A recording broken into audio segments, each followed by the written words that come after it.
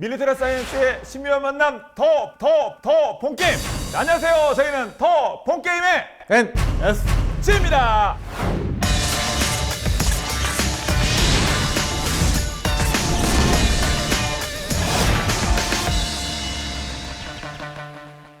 네, MSG의 더 본게임. 해병대 상륙 공격 헬기 결정. 마린원 무장형 선택의 미스터리. 무장도 당연히 우리 무기, 우리 미사일, 우리 로켓포 이런 게 들어가야 되는 거 아닙니까? 그렇죠. 국산 지금 천검이라고 공대진 미사일, 대전차 미사일 개발하는 게 있어요. 그게 LAH 소형 무장 헬기용으로 개발하고 있는데 그게 곧 나오기 때문에 아마도 그 천검을 장착할 가능성도 있지 않을까. 지금 2020년 말에 올해 말이네요.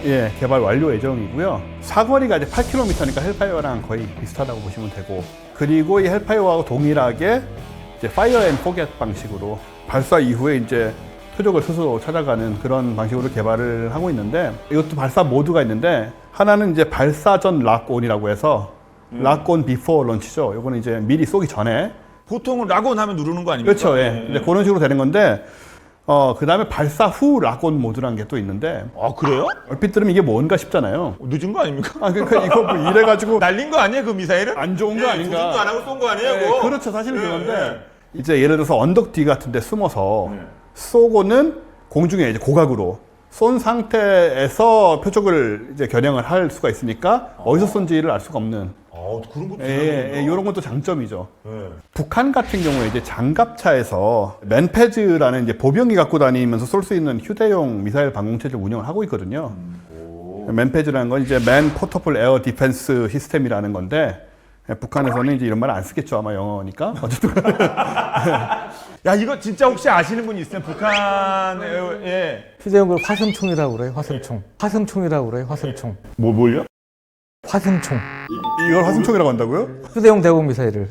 그걸 화승총, 그걸 무슨 옛날 그 화승총 이름으로 이거 저기 부싯돌로 붙여가지고 쏘던. 전차도 북한 열병식에 나온 거 보면 포탑 위에 이렇게 작대기처럼 이렇게 서가지고 두 개가 이렇게 달려 있어요. 그게 이제 맨패드 휴대용 대공 미사일 두 발 이렇게 다루는 거죠. 죄송한 말씀이면 두 분이 당연히 모르실 줄 알고 저는 이게 시청자 여러분의 어떤 지혜를 좀 저희가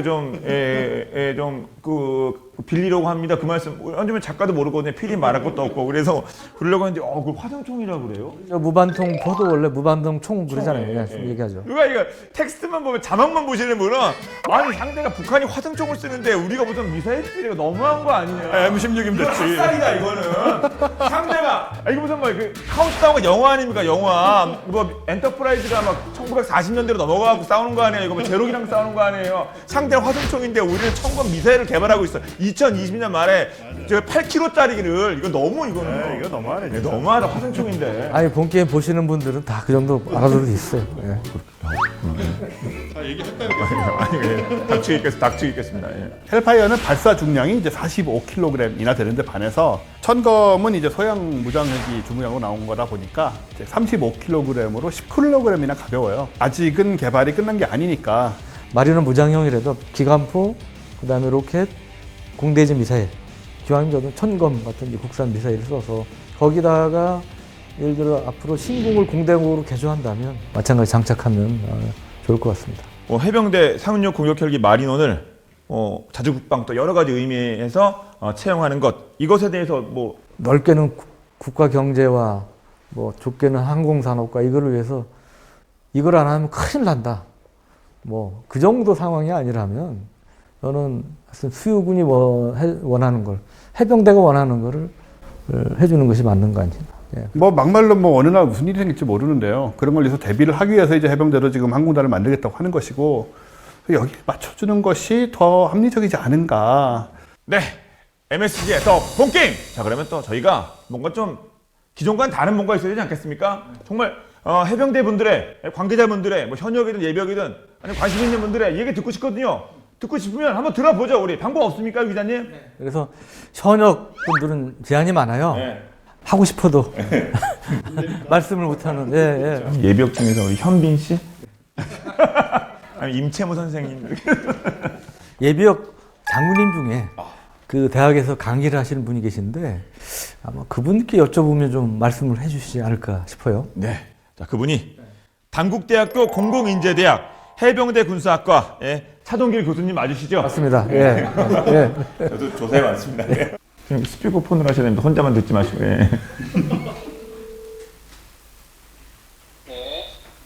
네, 안녕하세요. 장군님, 저 유용훈입니다. 네네, 위원님 안녕하세요. 네, 장군님 안녕하세요. 더 본게임 지금 방송 중에 있습니다. 안녕하세요. 네, 유영 기자님뿐 아니라 원종우 쌤도 계시고 MC 전영준도 있습니다. 반갑습니다, 교수님.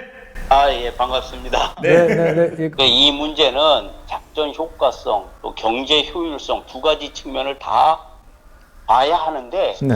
제가 볼 때는 두 가지 다 결코 이익이 되지 않는다라는 생각이 들었어요.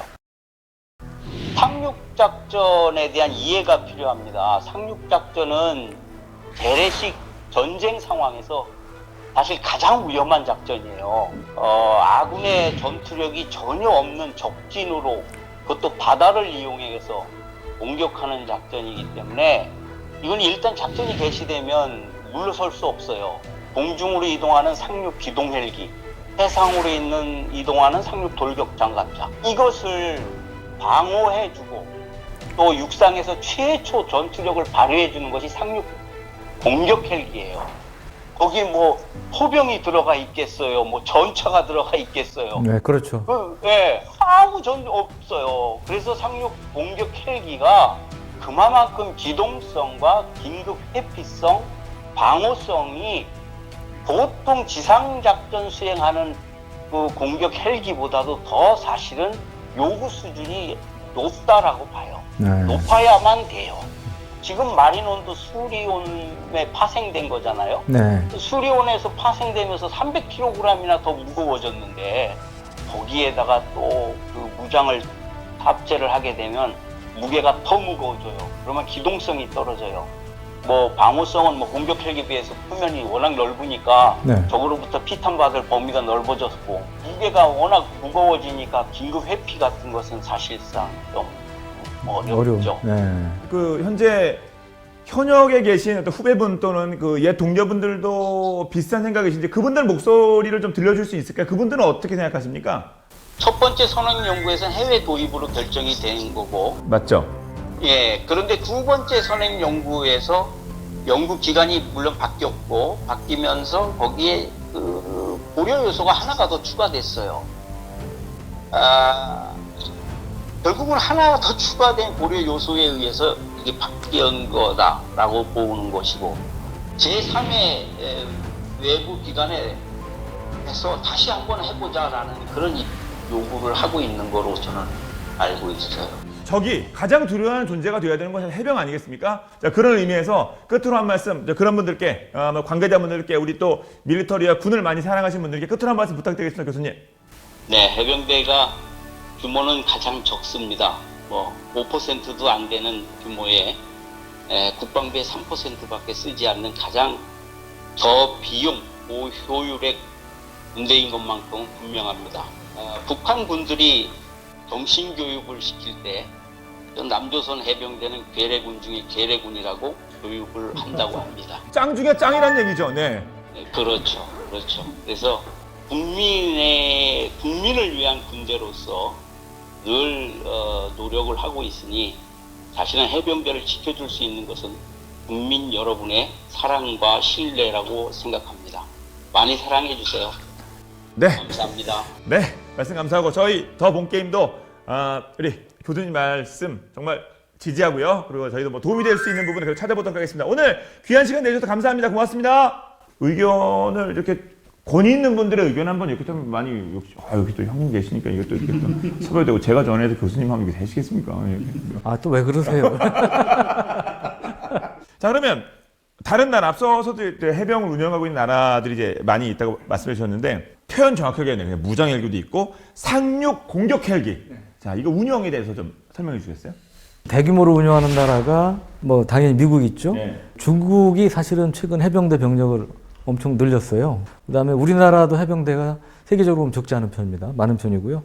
대만, 영국, 필리핀 뭐 이런 나라들이 이제 대표적인데 호주 같은 데서도 상륙 공격 헬기 소유가 있다고 그럽니다.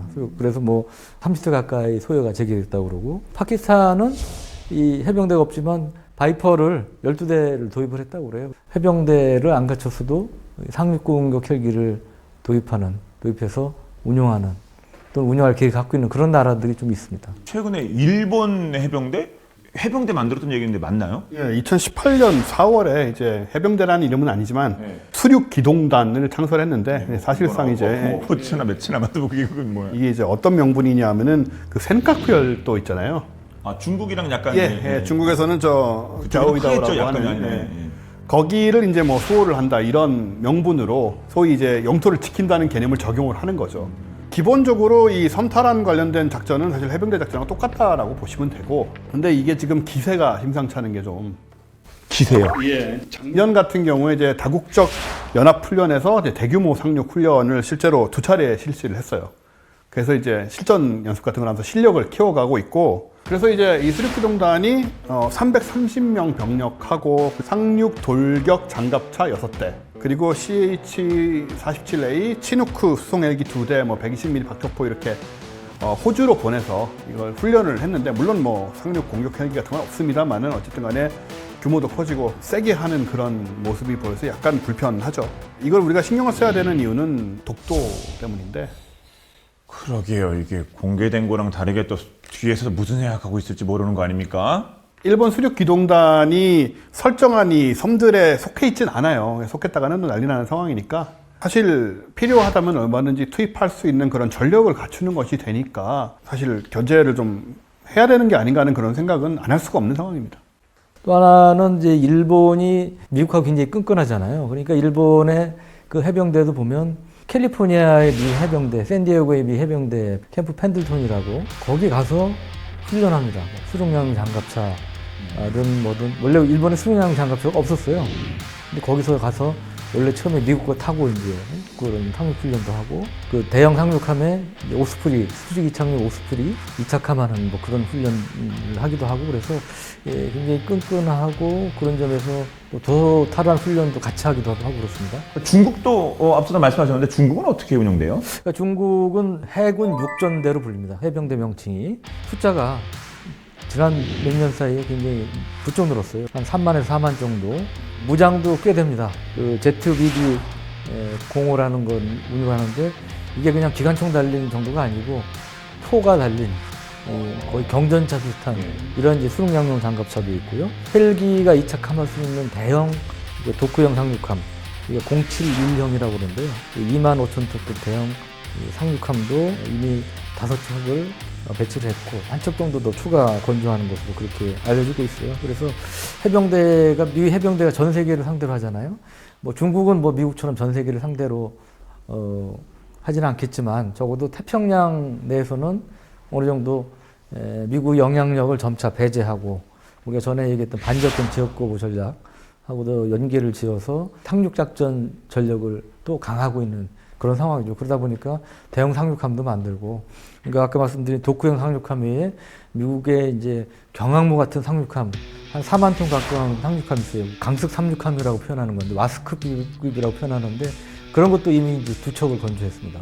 이 해군 육전대 부대를 보면, 베이징하고 동북 상성, 산둥반도 일대를 관할하는 북부 정부의 77여단이 대표적인데, 이 77여단은 이게 또 우리 입장에서 민감한 게 산둥반도가 굉장히 가깝지 않습니까, 제일? 그렇죠. 그래서 여차하면 북한 급변 사태 시 뭐 북한을 진격한다든지, 물론 뭐 저 북쪽의 심양군구에서 뭐 들어오기도 하겠지만, 또 유사시 이제 우리 쪽 서해를 거쳐서 우리 쪽으로 이제 상륙작전을 펼 수 있는 이제 이런 부대가 77여단이기 때문에 이제 그런 면에서 우리가 주목해야 되는데, 실제로 또 이런 한반도 유사시를 가정한 상륙 훈련을 했다고도 그래요. 그러니까 우리가 이제 중국 해군 육전대의 작전 반경, 이 사정권에 뭐 동중국해 대만이나 뭐 이런 데만 있는 게 아니고 대만 저쪽 그 센카쿠 열도 남중국해에 있는 게 아니고 우리도 들어갈 수 있다는 것이죠. 중국과 일본이 뭐 이름은 달라도 이렇게 해병대 전력을 강화하고 있는데 우리도 뭐 멀리 바라보는 것도 필요하겠습니다. 긴급히 진짜 전력 증강을 하긴 해야 될 것 같긴 하네요. 만약에 뭐 해병대 일본이나 중국이나 해병대가 어떤 움직임을 가졌을 때 해병대를 가장 잘 막을 수 있는 게 또 해병대라고. 그럼 적 해병대를 가장 잘 막을 수 있는 게 이해하고 뭐 전법이라든가. 해병대 그 작전이 사실은 육군하고도 다르고 굉장히 특수해요. 아무 지원이 없잖아요. 뭐 적의 탱크, 적의 포만 있지. 밀리면 죽는 거죠. 네. 그래서 저는 더더구나 어떤 장병들이 안전과 관련된 부분, 뭐 이런 부분들은 우리 최대한 신경을 써야 되고, 해병대의 특수한 작전 환경을 해병대만큼 이해하는 부대가 어디 있겠어요. 그러니까 그쪽에서 원하는 쪽으로 가급적 우리가 이 사업을 추진하는 것이 맞는 것이 아닌가. 여러 가지 의견이 있을 수 있지 않습니까? 어떤 그 경제적인 측면도 중요하고 또 그리고 마리온을 이렇게 개조해서 공격 헬기로 하는 것이 더 타당하다라는 의견을 가지고 계신 분들이 있으면 저에게 의견 주십시오. 특히 직접 관계자분이라고 하시면 더욱더 감사하겠는데, 의견을 주시면 저희 그 의견을 충분히 반영해서 또 더 본게임을 통해서 그 의견을 또 시청자분께 전해드리도록 하겠습니다. 저희는 뭐 특정 의견만 이러는 게 아니니까 다양한 의견을 보내주시면 그 부분 저희가 참고해서 다시 여러분께 전해드리도록 하겠습니다. 자, 대한민국 해병대처럼 이렇게 이런 멘트가 있네. 악으로 까고 다시 이 국회대로 정말 이게 깔끔한 이 스튜디오에서 시작하게 된 더 본게임 어떠셨어요? 몇 달 만에 방송을 하니까 떨리기도 하고요. 예, 그 아까 말씀하신 사명감을 갖고 출연료가 비록 계속 안 나오더라도 열심히. 예. 대본을 받고 이 마지막이네 이번 편. 예, 그런 상황이라 물론 이제 그 전에 뭐 이런저런 얘기가 좀 있긴 했지만 진짜로 이번 녹화가 마지막인 거는 대본을 받고 알 정도로 소외되어 있는 상황이었는데요. 농담입니다. 어떻게 이렇게 다시 시작을 하는 뚝심, 안팎깡까지는 아니더라도 잘 돼서 좀 계속 좀 이런 얘기 좀 해나갈 수 있으면 좋겠다. 뭐 그런 생각 다 똑같이 하실 것 같아요. 네, 이런 얘기들을 계속 여러분과 함께하고 여러분께 이렇게 전해드릴 수 있는 또 유튜버다운 유튜브로 이제 시작하게 됐으니까 그런 저희 MSG 더 본게임이 됐으면 좋겠습니다. 네, 지금까지 저희는 더 본게임의 MSG였습니다. 고맙습니다. 네.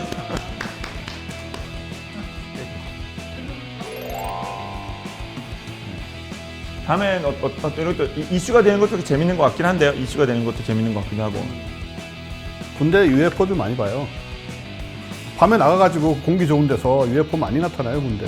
그렇죠. 먼 산 말하면 거의. 하늘 뭐 그 밤에 맨날 보고 있는 거니까 거기 그런 것들을 제보를 받으면 그걸 해석을 해줄 수가 있죠.